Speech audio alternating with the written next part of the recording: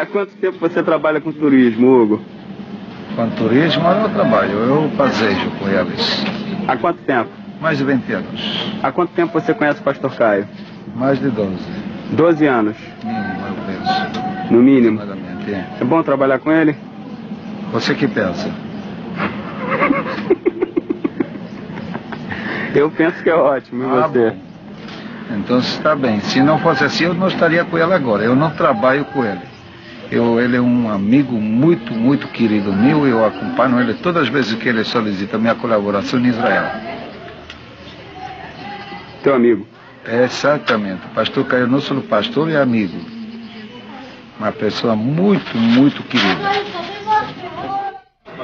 E o Brasil não vai ganhar a Argentina no próximo Mundial.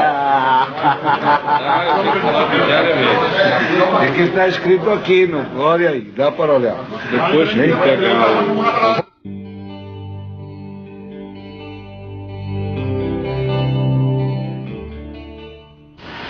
Os homens às vezes leem o Corão, o livro por excelência. Porém, quem se deleita diariamente com sua leitura, na borda de todos os cálices... Quando você bebe. Na borda de todos os cálices de vinho, triunfa, cincelada, uma secreta máxima de sabedoria que devemos saborear. É a felicidade. É a felicidade. E é bom, porque fora da ideia nihilista, pode com pequenas coisas ser tão feliz. Tem coisas muito... Procede de forma tal que o teu próximo não sofra com a tua sabedoria. Ser grande. Domina-te sempre, jamais te abandones à cólera. Se queres conquistar a paz definitiva, sorri ao destino. Al destino? Sorria ao destino que te azota e nunca azotes a nada. Sabe o que é azote? Não, o que é azote? Azote é quando você pega uma coisa assim... Açoites. Açoites. Procede de forma tal que o teu próximo não sofra com a tua sabedoria. Essa frase é maravilhosa. Maravilhosa, é a que continua mais grande ainda. Domina-te sempre, jamais te abandones à cólera.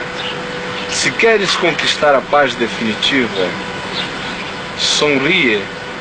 Sorria é rio. Sorria é uma risa assim pequena. Sorria ao destino que te açoita e nunca açoites a nada. Se queres conquistar a paz definitiva, sorria ao destino que te açoita e nunca açoites a nada. A nada. Nadie. A ninguém. A ninguém. A nenhum. A ninguém. A ninguém.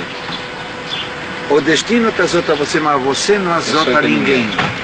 Por as coisas da vida, agora vamos ler a tradução portuguesa toda. Procede de tal forma que o teu próximo não sofra com a tua sabedoria. Domina-te sempre, jamais te abandones à cólera. Se queres conquistar a paz definitiva, sorria ao destino que te açoita e nunca açoites a ninguém. Beleza. É beleza, não? É beleza, porque nos momentos mais difíceis, você atua com bravura, pode que você vá afetar alguém. Olha aqui. Ser indulgente com os bebedores. Seja generoso com os bebedores. Ser indulgente com os bebedores.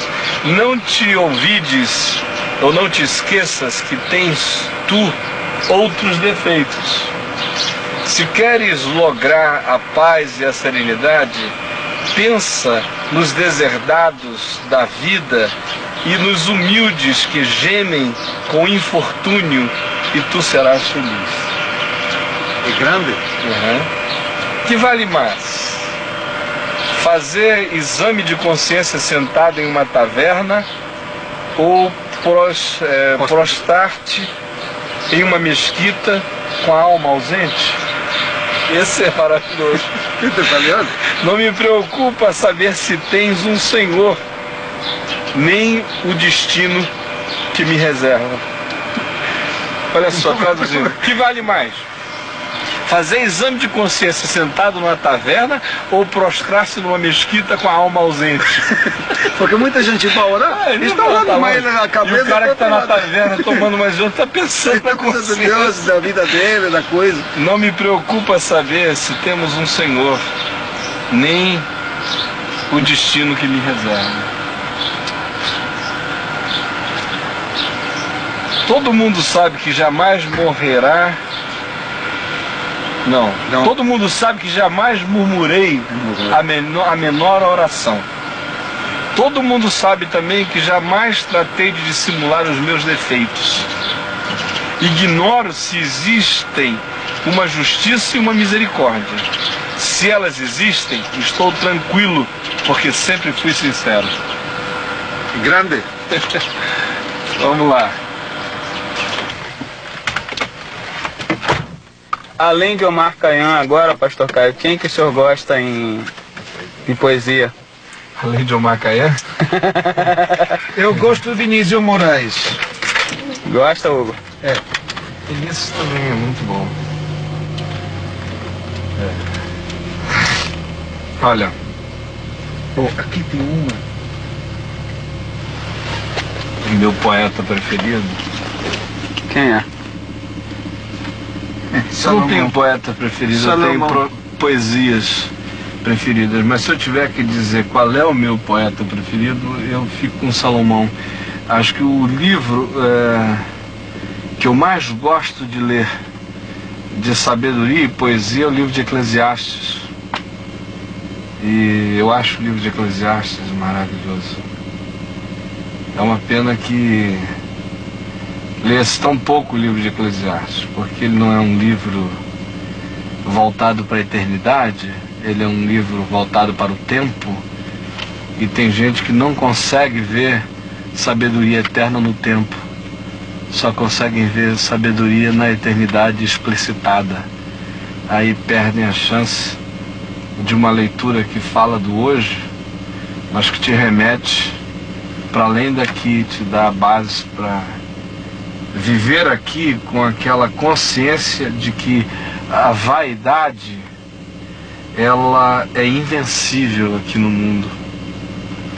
O Salomão diz o seguinte, que até a consciência sobre a vaidade é vaidade, que a própria sabedoria que te ensina sobre a vaidade das coisas é vaidosa, e que não há limites para escrever livros, nem para acumular sabedoria, mas que no fim de tudo é tudo vaidade, porque tudo passa e nós voamos.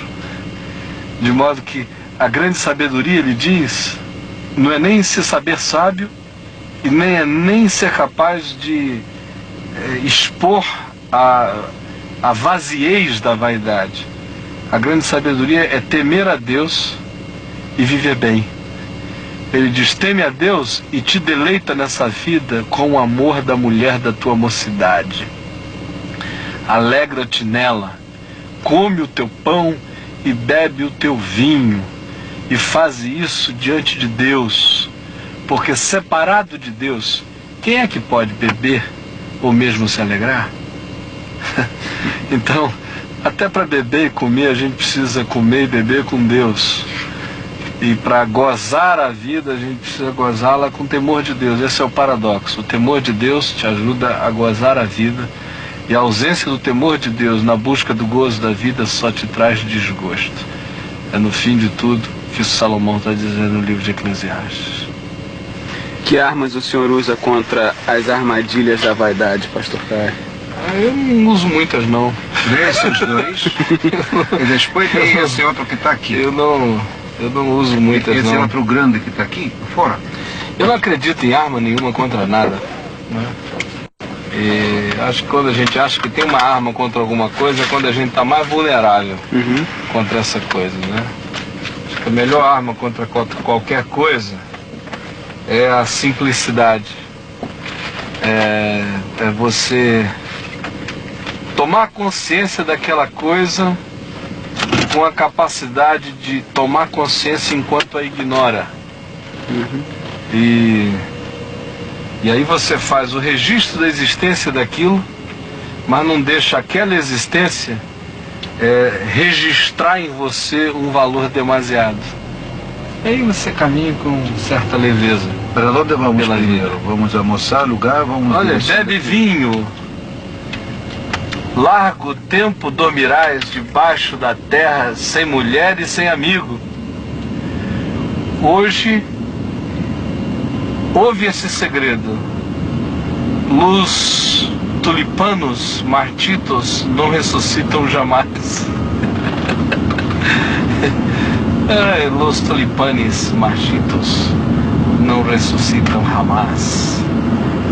esse outro. Tem o alfarreiro. O que é alfarreiro? Alfarreiro é o técnico que trabalha para fazer as... Oleiro. Que faz as... Em voz baixa, disse a argila ao oleiro que a amassava: não te esqueças que fui como tu, não me maltrates. Essa aqui é legal. Essa aqui eu gosto. Olha aqui, deixa eu ler agora em português todo. Em voz baixa, disse a argila ao oleiro que a amassava: não te esqueças de que fui como tu, não me maltrates. Esse é grande. E esse outro está aqui.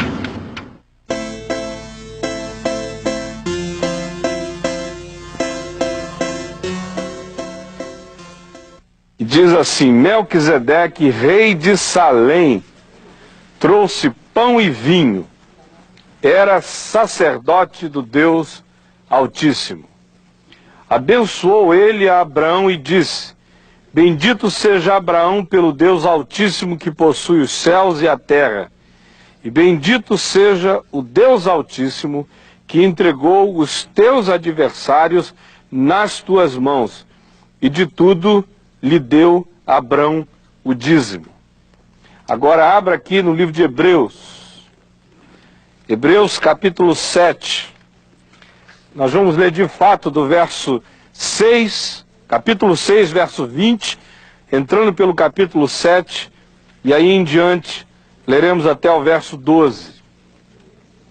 Hebreus 6, 20, até o capítulo 7, versículo 12. Diz assim: aonde Jesus, como precursor, entrou por nós, que é para além do véu, tendo se tornado sumo sacerdote para sempre, segundo a ordem de Melquisedeque.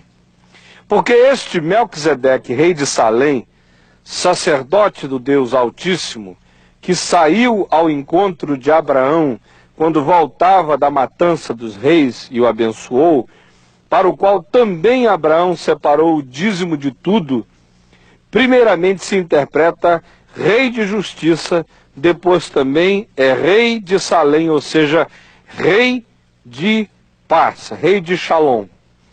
Sem pai, sem mãe, sem genealogia, que não teve princípio de dias nem fim de existência, entretanto, feito semelhante ao Filho de Deus, permanece sacerdote perpetuamente. Considerai, pois, como era grande esse a quem Abraão, o patriarca, pagou o dízimo tirado dos melhores despojos. Ora, os que dentre os filhos de Levi recebem um sacerdócio, têm mandamento de recolher, de acordo com a lei, os dízimos do povo, ou seja, dos seus irmãos, embora tenham estes descendido de Abraão. Entretanto, aquele cuja genealogia não se inclui entre eles, que é Melquisedeque, recebeu dízimos de Abraão e o abençoou aquele que tinha as promessas. Evidentemente, é fora de qualquer dúvida que o inferior é abençoado pelo superior. Aliás, aqui são homens mortais os que recebem dízimos, porém ali é aquele de quem se testifica que vive. E que, por assim dizer, também Levi, que recebe os dízimos, pagou-os na pessoa de Abraão a Melquisedeque. Porque aquele ainda não tinha sido gerado por seu pai, quando Melquisedeque saiu ao encontro deste, que é Abraão. Se, portanto, a perfeição houvesse sido mediante o sacerdócio levítico, pois nele baseado o povo recebeu a lei, que necessidade haveria ainda de que se levantasse outro sacerdote, segundo a ordem de Melquisedeque, e que não fosse contado segundo a ordem de Arão? Pois, quando se muda o sacerdócio, necessariamente há também mudança de lei. Todo mundo está aqui? Prestando atenção? Tá. Olha aqui para mim. Eu quero ser bastante rápido e simples, mas deixar alguma coisa na sua cabeça para você pensar o resto do dia. Talvez o resto da semana. Talvez o resto da vida. Eu estou dizendo talvez o resto da vida, porque a primeira vez que eu me deparei solitariamente com este texto, há cerca de 24 anos passados em Manaus, no Amazonas, o que ele semeou em mim me perturbou para o resto da vida. A impressão que eu tenho é de que naquele dia, quando uma luz entrou em mim, lendo esse texto, alguma coisa se alterou completamente na minha maneira de enxergar o mundo. Porque esses dois textos que nós lemos, um do livro de Gênesis, outro do livro de Hebreus, nos falam de uma das coisas mais misteriosas de toda a Bíblia e de toda a revelação de Deus. Nós temos aqui Abraão, que, como nós vimos ontem, é esse eleito de Deus para carregar a revelação de Deus na história. Ele tem pai, tem mãe, morava numa determinada cidade, que era Ur dos Caldeus, ouve a voz de Deus. Em ouvindo a voz de Deus que lhe promete transformá-lo numa bênção para todas as nações da terra, ele parte na direção de tomar posse desse chão que Deus lhe prometera, a fim de constituir esta nação que abençoaria nações. E ele vem. E é aí, pela descendência de Abraão, que Deus faz escorrer para dentro da história a sua revelação. Porque primeiro ele se revela a Abraão, Abraão carrega essa revelação para dentro da sua descendência. Essa descendência que no início era uma tribo, dominada por um patriarca, se transforma numa nação que se organiza e organizada carrega para dentro do mundo essa confissão de que há um só Deus, Criador do universo. E esse Deus que criou o universo fala e o que ele diz pode ser registrado, e está registrado na sua palavra, de maneira que os hebreus descendentes de Abraão acabam se transformando na nação de Israel. E a nação de Israel é detentora da revelação proposicional de Deus, essa revelação que está aqui transformada na forma de uma proposição escrita, a palavra de Deus. E é essa palavra de Deus que ilumina a consciência do mundo. Esse é Abraão, essa é a história dele, esse é o projeto de Deus para a vida dele.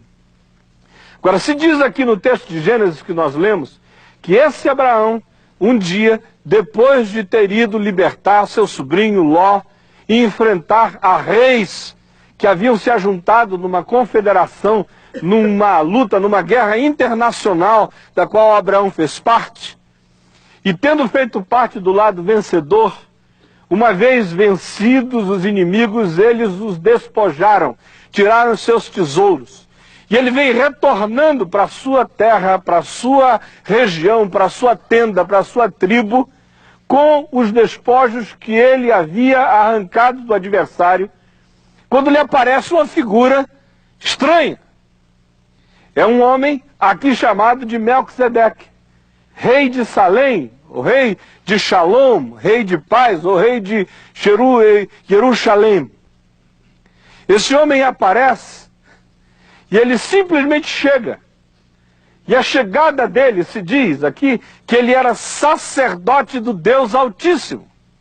Ora, Abraão também havia sido chamado pelo Deus Altíssimo. Mas Abraão, que era eleito do Deus Altíssimo, agora encontra um homem que é sacerdote do Deus Altíssimo. O que significa? Significa que o Deus Altíssimo que se revelara a Abraão, entretanto, não se autoconfinara na sua revelação. Não se diz que foi Abraão que falou do Deus Altíssimo a Melquisedeque. Não se diz que sem Abraão o Deus Altíssimo estaria incapacitado de falar com quem ele quisesse.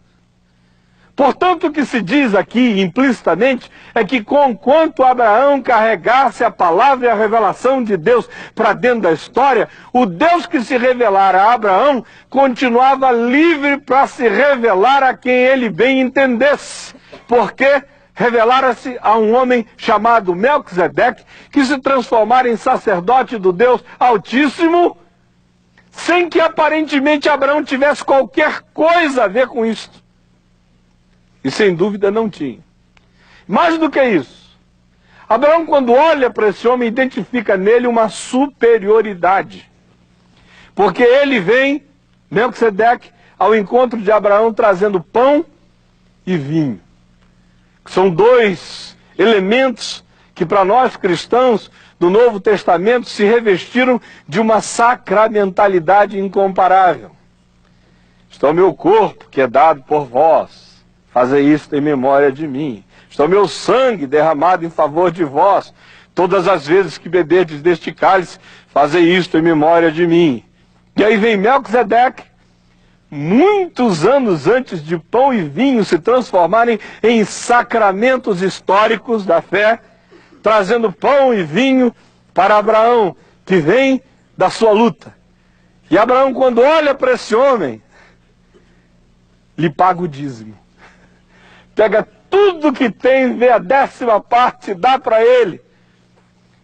E Melquisedeque coloca a mão sobre a cabeça de Abraão, e Abraão se curva para ser abençoado por esse, que não tem pai, nem mãe, nem genealogia, cerca de quem não se sabe nada, só se sabe que ele tem Deus.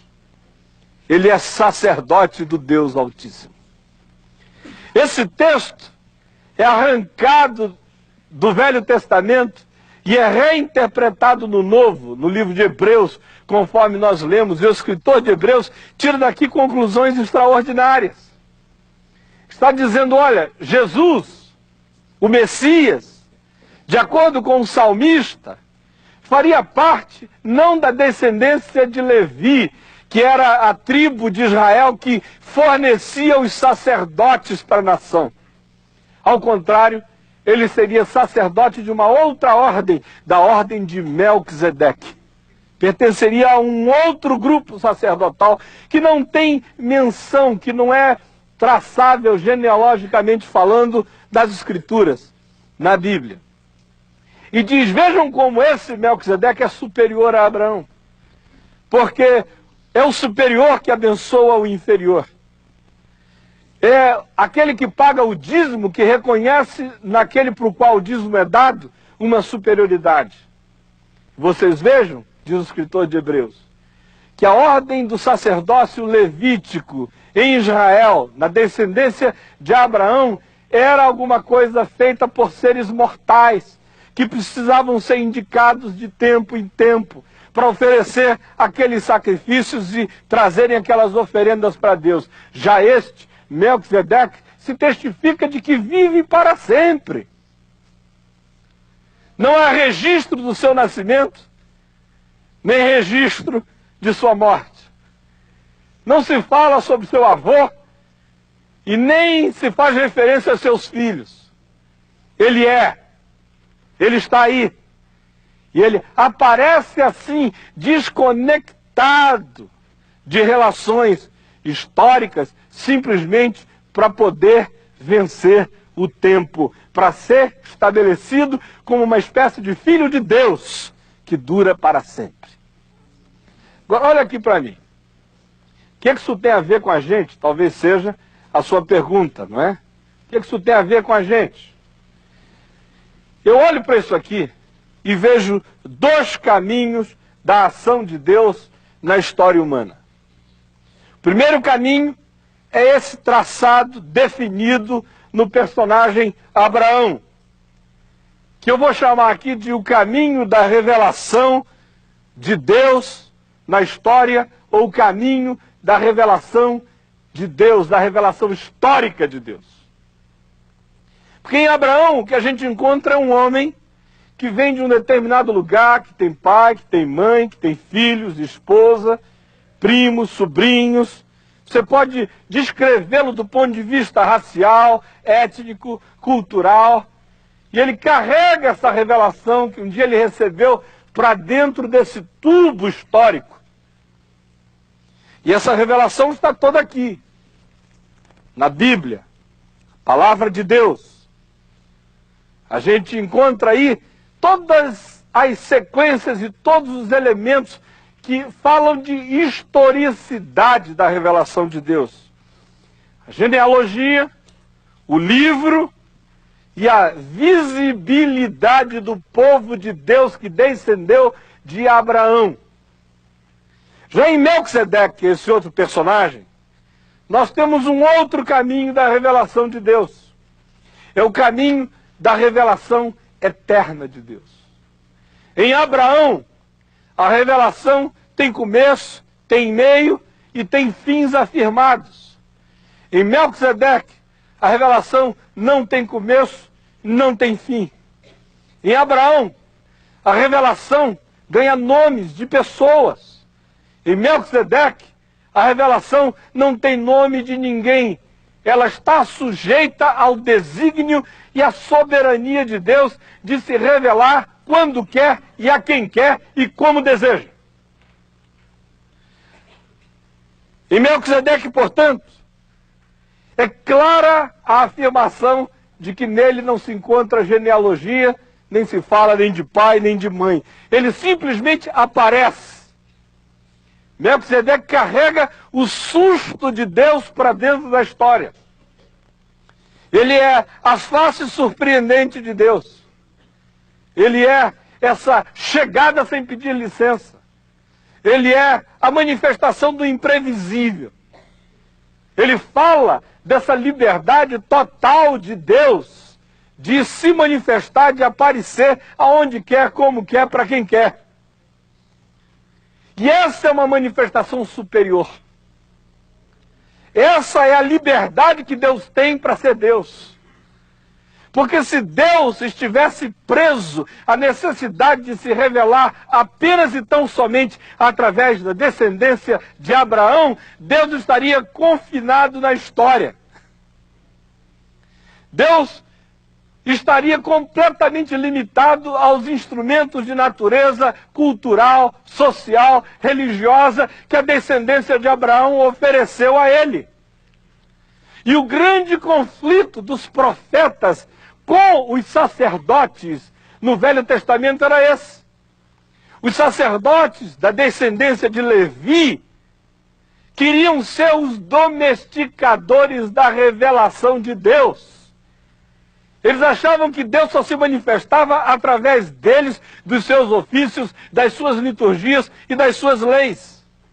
Os profetas, entretanto, corriam paralelamente, fora da curva, insubmissos ao legalismo sacerdotal. Eles diziam: não, Deus é Deus, para se manifestar através de vocês, apesar de vocês, ou até contra vocês. De modo que esses dois modos de Deus trazer sua palavra para dentro da comunidade humana estão aqui manifestados. E em Melquisedeque a gente vê esse caminho da revelação eterna desse Deus que simplesmente aparece e que traz um caminho superior. Aí você olha para mim e diz: tá legal, mas e daí?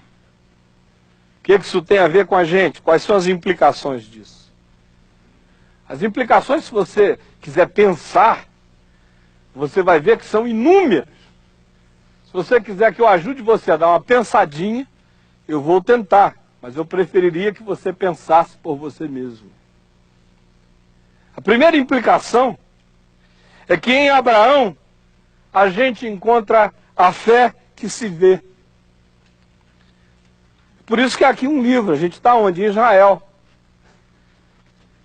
baseados exclusivamente em Melquisedeque, nós não estaríamos aqui. Mas vocês vão visitar esses dias aqui aquilo que a descendência de Abraão produziu. A fé que se vê, a fé que se lê, a fé que se estuda, a fé que se discerne, a fé que se transformou em história, a fé que se transformou em cultura. Ainda há pouco, o pastor Josué disse: vocês estão em Israel, aqui o pessoal dança quando canta. Você ouviu alguém dizer que aqui em Israel, por causa de Melquisedeque, alguém dança? Não sabe nada de Melquisedeque. Mas a descendência de Abraão, sim. Porque em Abraão você tem a fé que se vê. E todas as vezes que você tem uma fé que se vê, essa fé que se vê se transformará em religião. O caminho de Abraão, por mais que você não queira, acaba sendo um caminho de religião. Nada contra. Primeiro é religião monoteísta, que surgiu com Abraão. Aí a religião monoteísta acabou, depois de um tempo, se transformando na fé de Israel, que depois de um tempo acabou se transformando em judaísmo, que depois de um tempo acabou gerando o cristianismo, depois de um tempo acabou aparecendo o islamismo. Tudo isso traça as suas raízes históricas para Abraão. Todos nós. Gostando ou não gostando, querendo ou não querendo. Já, entretanto, em Melquisedeque as implicações são outras. Em Melquisedeque, você não está falando da fé que se vê, você está falando de uma relação que se não vê. Porque em Melquisedeque eu não consigo apalpar nada. Eu tenho que me satisfazer com o invisível, com o abstrato, com o mistério, com o surpreendente. Então em Abraão você tem o caminho de Deus através de uma fé que se vê, mas que frequentemente se transforma em religião. Em Melquisedeque você tem o caminho de Deus através de uma fé que se não vê e que dá a Deus a liberdade de alimentar fé no coração de pessoas que estão muitas vezes fora da religião. Em Abraão, a fé sempre toma contornos comunitários. Em Melquisedeque, a fé nem sempre toma contornos comunitários, mas sempre existe como certeza de uma relação inexplicável que alguém nutriu no coração para com o Deus Altíssimo. Em Abraão, eu consigo visitar um povo, uma igreja, uma comunidade. Em Melquisedeque, eu não consigo visitar um povo, uma igreja, uma comunidade. Eu apenas consigo dizer: quem sabe Deus se revelou a ele. Quem sabe? Só Deus sabe como. Pode ser que não tenha dado tempo de um missionário chegar, de um pastor aparecer, mas quem sabe foi um sonho. Quem sabe foi como Gabriel, que entrou nos sonhos de José e falou: José, não temas receber Maria como tua mulher, porque o que nela foi gerado é do Espírito Santo. É um caminho paralelo. Não tem púlpito, não tem mesa. Não tem diáconos, presbíteros e nem rabinos. Tem anjos e tem liberdade divina de falar. O caminho de Abraão é o caminho que dá segurança, tem fronteira, tem chão, tem teologia, tem doutrina, tem certeza. É o caminho para cada um de nós na comunidade humana trilharmos todos os dias. O caminho de Melquisedeque não é caminho do homem, é caminho de Deus. O caminho de Abraão é caminho do homem. O caminho de Melquisedeque é o caminho de Deus.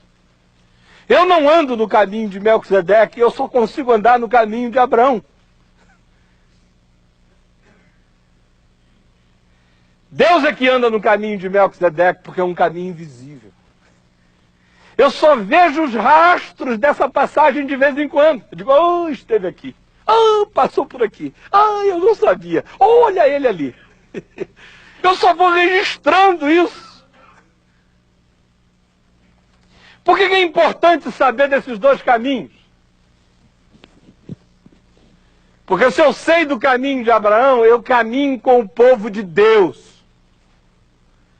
Mas se eu sei do caminho de Deus através de Melquisedeque, eu não ando arrogantemente como o povo de Deus, achando que sem mim Deus está perdido. Eu fico sempre achando que Deus pode dar uma volta em todos nós, de repente. Uma volta para o bem. Aquela volta de fazer você... Eu não sabia que ele tinha feito isso. Como aquele missionário que chegou numa ilha, na Indonésia, uma das muitas ilhas. E quando ele chegou lá, encontrou um povo que nunca tinha sido visitado por nenhum missionário cristão. E que sabia a história toda de Jesus. E que era capaz de recitar de cor o Evangelho de Marcos. E aí, quando ele foi descobrir como é que isso aconteceu, alguém disse é que nós tínhamos aqui um grande bruxo. E o bruxo ficou cansado dos espíritos e dos deuses. E um dia ele pegou toda a sua bruxaria e queimou no meio da tribo.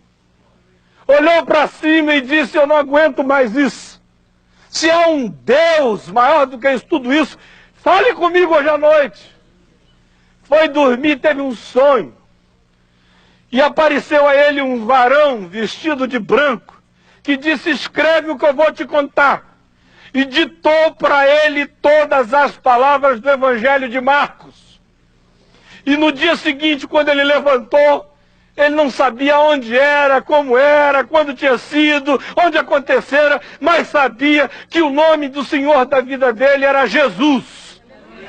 Sabia que curava os doentes, andava sobre as águas, abria os olhos aos cegos, libertava os oprimidos e era o Salvador do mundo. E ele e a tribo toda passaram a chamá-lo de Deus. Que caminho é esse? É o caminho de Abraão? Esse é o de Melquisedeque. Eu toda hora vejo pessoas preocupadas. O que vai acontecer com os índios que nunca ouviram falar? Com civilizações inteiras que se extinguiram e nunca chegou ninguém para falar de Abraão, de Isaac, Jacó, nem tampouco de Jesus. Eu digo, olha, se depender só dos missionários de Abraão, Isaac e Jacó, e só do caminho de Abraão, o mundo inteiro, 90 e tantos % desse planeta se perderam.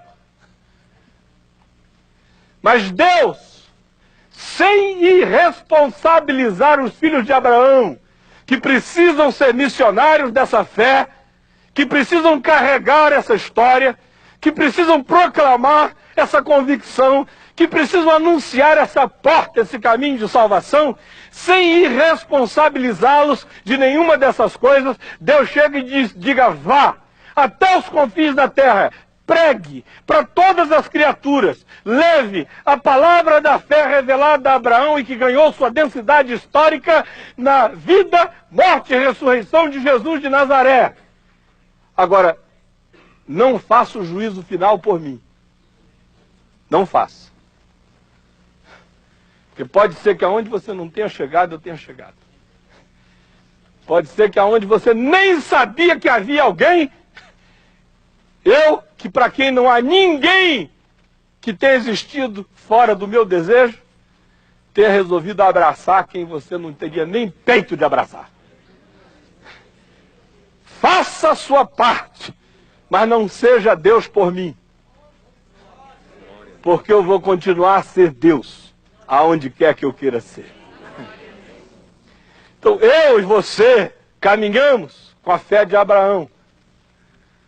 Agora devemos fazer isso com o coração quebrantado daqueles que reconhecem que existe uma ordem superior, ao qual Jesus pertence, porque ele é sacerdote para sempre, segundo a ordem de Melquisedeque. Em Abraão, você tem o Cristo histórico, Jesus de Nazaré. Em Melquisedeque, você tem o Cristo eterno, chamado de Cristo Jesus. É por isso que no Novo Testamento, especialmente em Paulo, todas as vezes que as referências são feitas ao Cristo histórico, Paulo chama de Jesus Cristo. Todas as vezes que ele está falando do Cristo eterno, ele está falando de Cristo Jesus. Então o que eu queria dizer a você hoje? Jesus é da descendência de Abraão e é da ordem sacerdotal de Melquisedeque. Por isso, ele é salvador dos que sabem, pode ser salvador dos que não sabem. Por isso, ele age na vida de nós que o chamamos pelo nome, enquanto tem a liberdade de chamar pelo nome aqueles que não sabem o nome dele. Isso nos coloca numa posição de extrema gratidão e segurança. Nós pertencemos à comunidade da fé que tem sua origem no patriarca Abraão, mas também nos mantém em extremo quebrantamento, porque Jesus é da ordem de Melquisedeque. Não precisa dos canais históricos para se revelar quem quer que seja. Por isso, eu agradeço o fato dele ter se revelado a mim e mantenho meu coração humilde, porque eu não sei a quem mais ele se revelou.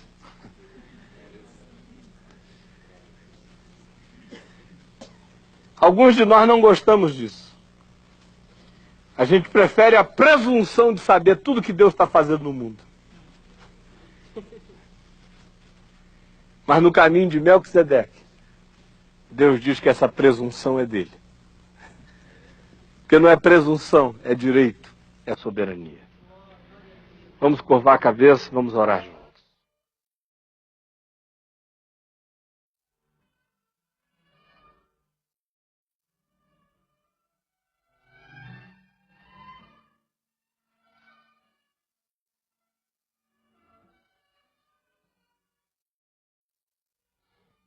Senhor Jesus,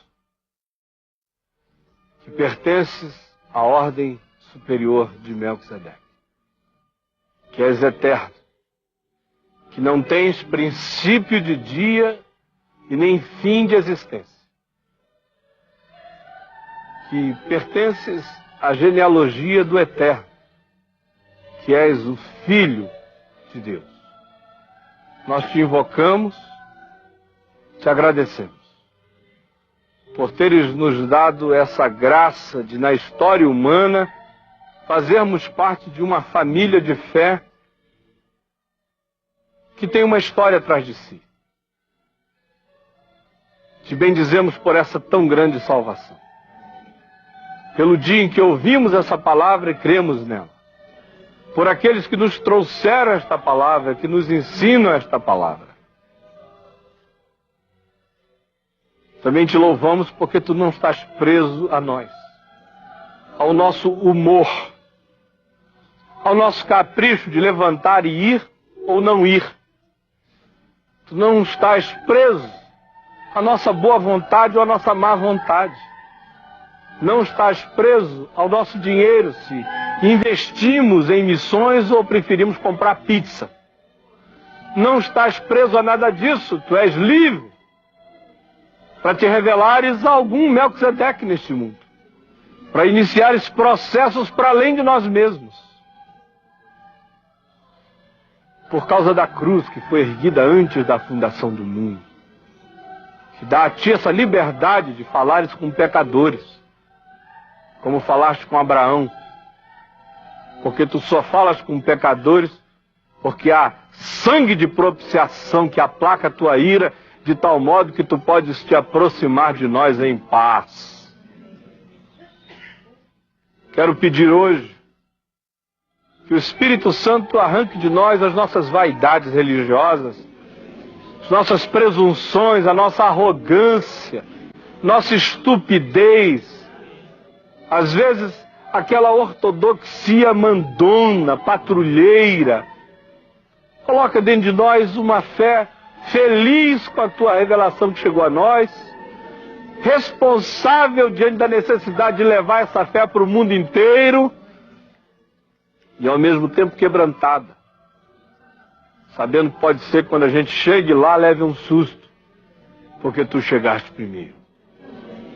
Quero pedir agora que tu abençoes o resto desse dia. Não só esse dia, que tu ponhas essa tua palavra na nossa mente, no nosso coração, para o resto da nossa vida. E que seja assim, em nome de Jesus. Amém.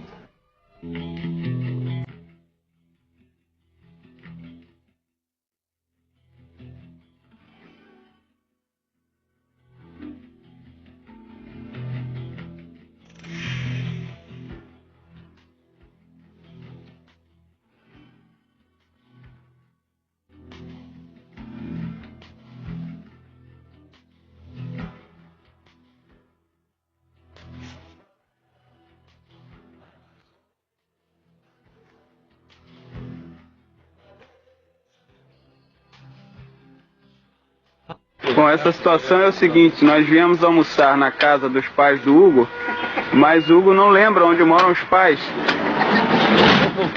Nós estamos voltando pro carro porque ele não sabe o edifício qual é. Pode ligar no bairro. Não sabe nem o bairro. Você vai voltar louco, 3 dias trabalhando com o pastor Caio, você ou não fica aqui do outro.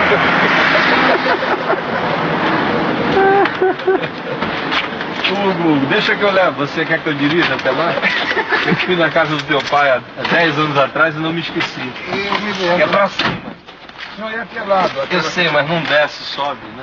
O Hugo finalmente encontrou, e graças a Deus ele encontrou, a casa dos pais. Porque nós estamos tendo nós viemos almoçar aqui. Essa é a mãe do Hugo, o pai do Hugo. Que se volvió millonaria, que tenía tiendas, que era pobre, etcétera, etcétera. La en Inglaterra tuvo la cadena de... ¿Te acordás vos? ¿El dólar se llamaba? ¿Cómo se llamaba? Pusimos para ¿Te acordás cuál era la novela? de música. Una mujer que... Nós vamos almoçar aqui. ¿Tenés el libro todavía? Ainda tem música no licor. Além de delicioso, é musical. Esse é um licor feito pelo pai do Hugo, maravilhoso. 1981, quando eles moravam em Jerusalém. Ou seja, vocês que vão assistir pela televisão já podem ficar aí com inveja, porque é maravilhoso. Que doçura.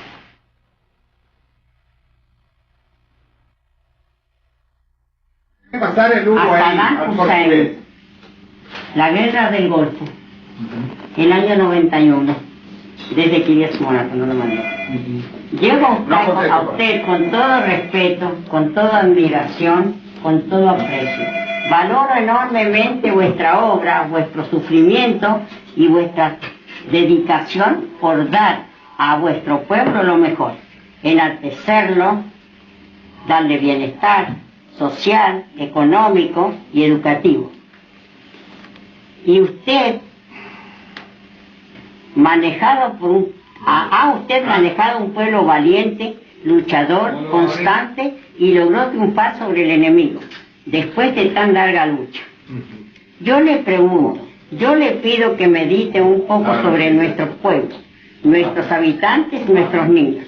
Un pueblo humilde, consciente, trabajador, no guerrero, que ha dado al mundo tan grandes aportes en tecnología, medicina, etc.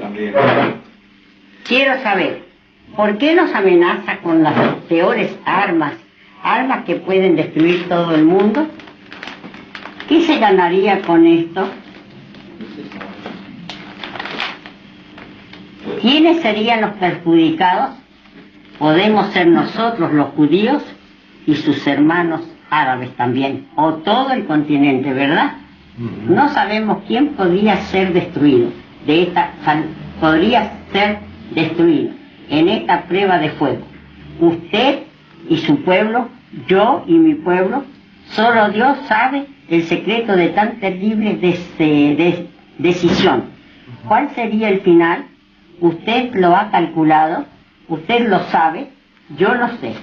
Usted, señor Hussein, nació en un hogar árabe, musulmán. Yo nací en un hogar judío. La cuestión nacionalidad y religión es fruto de caprichos del destino. Podríamos haber nacido al contrario, ¿verdad? Ser usted judío y ser yo musulmán. Uhum. Anoche me encontré. Ah, que carta linda.